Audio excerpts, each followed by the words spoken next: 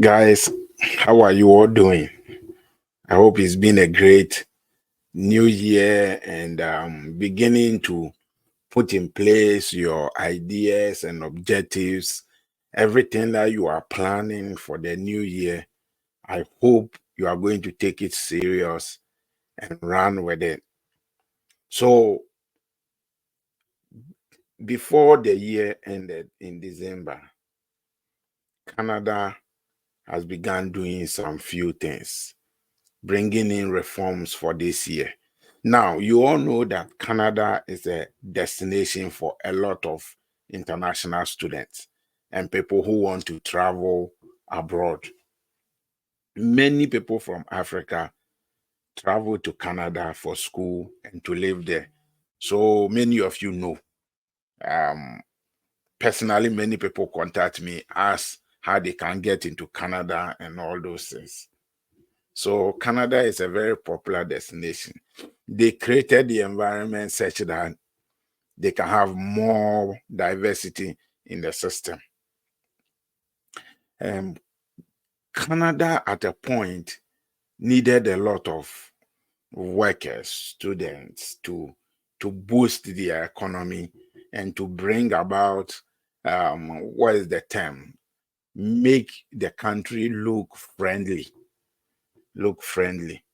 And they've done that for a while. Many people have gone into Canada. I have heard people talk about how Canada is the best place to go and all those things. Yeah, it was. It was until now, you know. So one of the main things that Canadians did that made it easier for people to come into the country was the amount of money that you need to live in Canada. And also they set the amount to $10,000. While other places, America, for instance, United States, it is over $20,000. So many people focus their attention on Canada. So if you're a student, apart from your tuition fee and other things, you don't need to raise additional 20,000 or 21,000 to for living expenses. You just have to raise another 10,000. And so it has made the place look very attractive and a destination for international students. And people have really taken advantage of it. It looks like Canada have realized that they can't sustain that kind of move. They can't sustain that kind of move. And also, what is happening is that many of these schools, institutions, have taken advantage of that and abusing that reform. They are abusing the reform. So, what is going on from my sources is that international students come to Canada to schools. Some of these schools are not even certified. They are not schools that have been chartered by the federal government that has been licensed to admit international students based on facilities and everything. And so people are abusing it, just using it as a system to get money from international students. They will accept or admit a lot of international students, take the money from them, give them shitty or give them a bad living condition to live in, and then just give them some certificate. So it looks like the federal government asked the provinces and the other um, states in Canada, they call it provinces, to take care of those issues, to fix that problem. But it looks like it's still going on. So now the federal government want to step in to make sure that those things doesn't happen, which means that the glory days is coming to an end. The days that you can apply to Canada and get visa is coming to an end.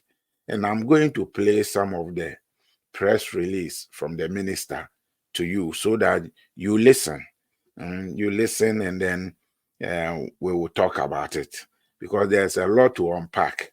And if you are in Ghana, Nigeria, wherever you are in Africa, and you are thinking about Canada, after this video, you know what to do. I will suggest a few things that you can do so that you can take it from there. So let's listen to the first part of his press release. To campus life and Canada's multicultural spirit in communities across the country and are drivers of innovation. When we welcome international students, we benefit from new ideas and ways of learning and researching coming into our post-secondary system predominantly. However, some of these students have experienced serious challenges navigating life in Canada. So he's acknowledging the fact that having international students is a boost to the nation. It's everywhere. That happens everywhere. Everywhere you have additional people coming in, they don't only add to the economy, in terms of the monies they bring into the economy. Also, when it comes to labor, they become a source of labor. In Canada, you are able to, as a student, you are able to work up to 40 hours. It's like a full-time job. So there are people who go to school and still do full-time jobs. That's crazy. I don't know how they do that. In the United States here, you can only work up to 20 hours. Up to 20 hours as a full-time student, because they want to give you the balance between your academics and also be able to make some money for yourself. They know that if they let you work 40 hours, you won't have time to study and then excel in your academics. There are people who are making it, people are doing that, but in general, so that is the situation. And in Canada, you can work 40 hours and also go to school full time. And they've realized that is not helping. So he acknowledges the fact that international students are adding to the economy and building the economy. But they also acknowledges that the situation existing now in Canada is not giving the international student the best experience that they need to have. Because I've heard that some people are living in some bad conditions. Bad conditions. That if you go and see where human beings are living, it's like slums, and it does not make the integrity of the country high when it's compared to other countries. That's very a serious thing that is going on, because Canada didn't prepare very well for the influx of people coming into the country. So they opened the doors for everybody coming in, but they didn't add to the existing infrastructure to make sure that those who are coming in are going to have places to live, have the right kind of infrastructure to support them. So the people have become more than the existing infrastructure. So other ministers are talking about how they are going to add more housing and everything. But for now, they've realized that if they don't deal with the situation as it stands now, there's going to be a problem. There's going to be a problem. Let's listen to another one. Initial reforms to the international student program, including the development of a new framework to recognize learning institutions that provide top quality services and support, including housing to international students.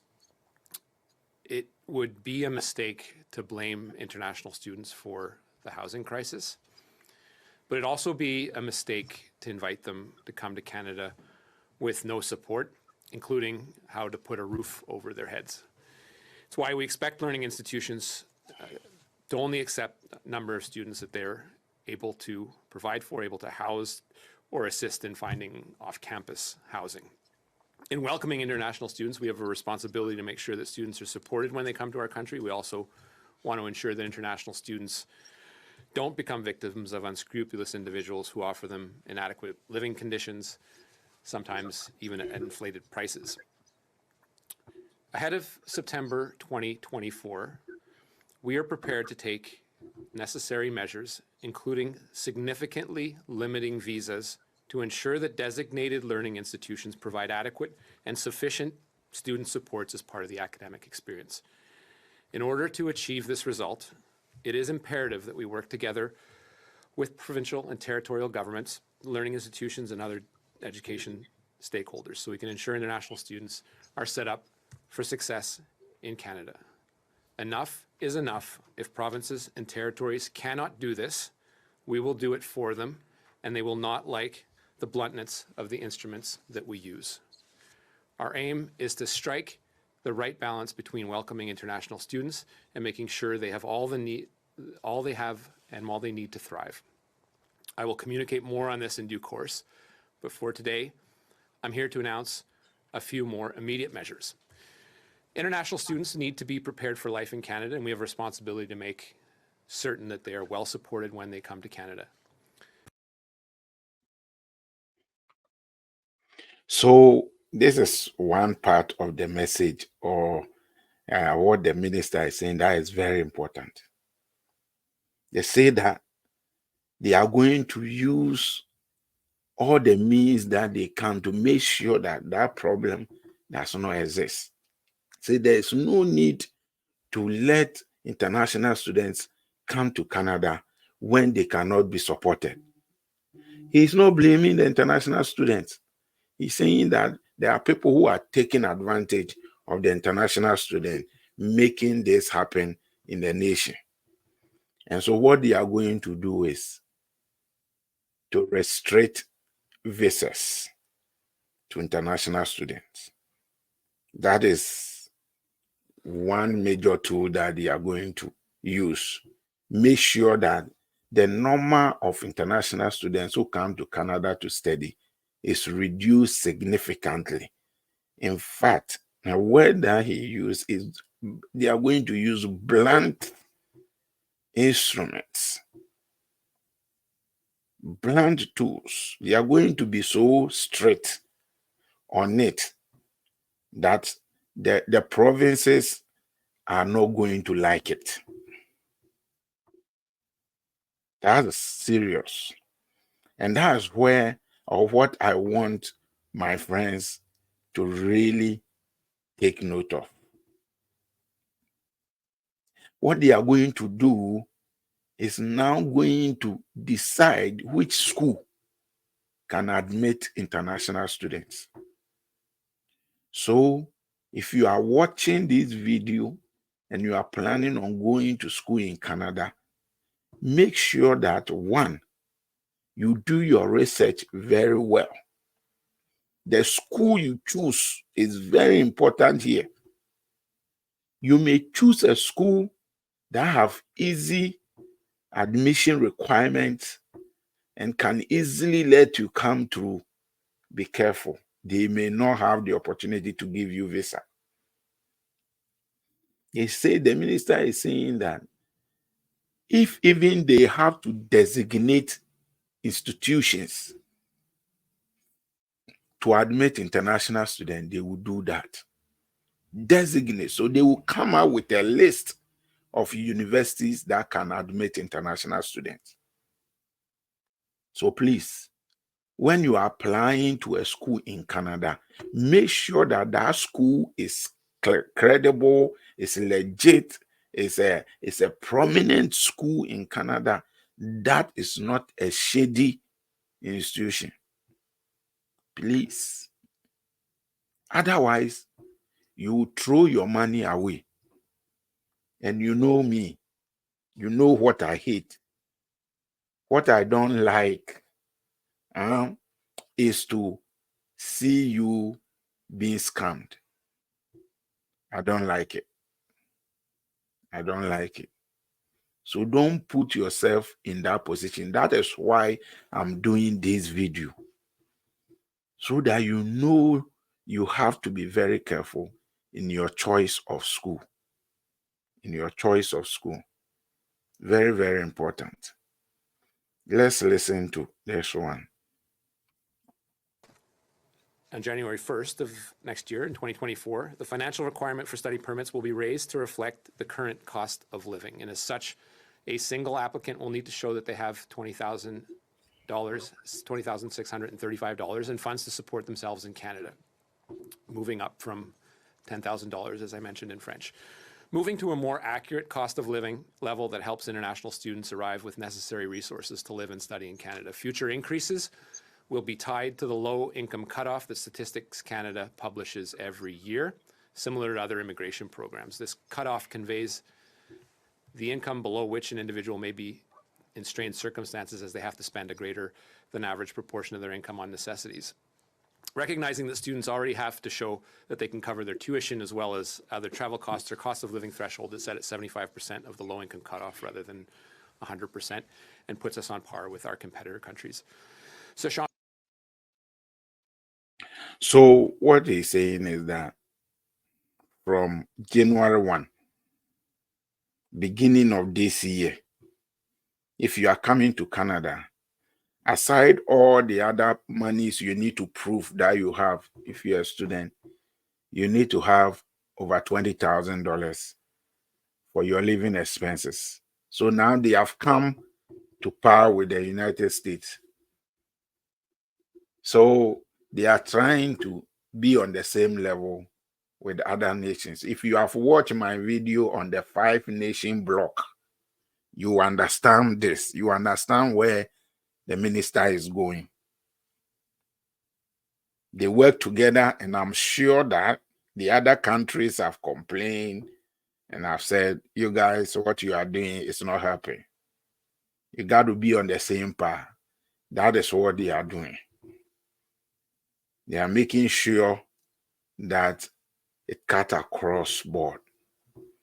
So for your living expenses alone, you need to have over 20,658, whatever, to be able to take care of yourself in Canada, to be able to provide roof over your head. That is a sticky point in what he is saying. All that he's saying is that people are not having places to live. I know some of you don't care. You can sleep anywhere and live anywhere. But no, that's not what they want. And because of that, they are going to ensure that majority of people who apply for visa don't get it. They are going to restrict it. And other increases are coming. That's what he said. Other increases are coming. And so as the year will go through, other things are going to come. And as they come, I will update you. So make sure that you stay with us. And make sure you share this with your friends. Make sure you share it. And part of this video will be on the YouTube channel. So make sure you check that one too out. So it's very important that you take note of this. $20,658. Now you need that for your living expenses, aside the other costs of your education or whatever. So don't forget that. Make sure you have that in mind so that you don't go and present 10,000. You will be denied. Right now, they are trying to make sure they deny more people. That's what he said. He said there is no need coming into Canada when you cannot be supported to have the best experience. There's no need. So let's take note of that and then prepare accordingly. Listen to this part. Implement targeted pilots that will test new ideas aimed at helping underrepresented cohorts of international students to pursue their studies in Canada. And we also plan to work with institutions, provinces, and territories to provide students with what they need to succeed. And I will have more to say on this a little earlier on in 2024. I'd also like to update you on 3 temporary policies affecting international students that were set to expire by the end of the year. The main purpose for an international student to be in Canada is to study. However, since most students are currently halfway through their school year and some are working full-time to meet their needs, we will extend the temporary policy that has allowed eligible international students to work more than 20 hours per week through till April 30th of 2024. the end of the academic year. We're currently examining options for this policy in the future, but we know that 40 hours a week is untenable if you're a student, and are looking to potentially expand off-campus work hours for international students up to 30 hours per week while class is in session. Our data shows us that 80% of international students or more work more than 20 hours a week.